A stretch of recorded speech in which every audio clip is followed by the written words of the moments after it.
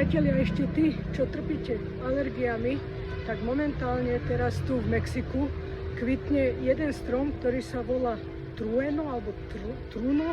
Ja vám do popisu presne napíšem, ako sa volá. V preklade sa mi zdá, že to je u nás kvitnúci vtáčí zob alebo niečo také podobné. Vyzerá to asi takto, ešte len tento bude kvitnúť, ale tento tu už pomaly zakvita, ako môžete vidieť, a sú na každom kroku. Takže momentálne, tí, čo máte alergiu, ja som teraz prvýkrát pocitila ozaj ako veľmi silnú alergiu. Lekár mi nasadil správne lieky, ktoré vlastne vyvrcholilo to až do astmatických zachvatov.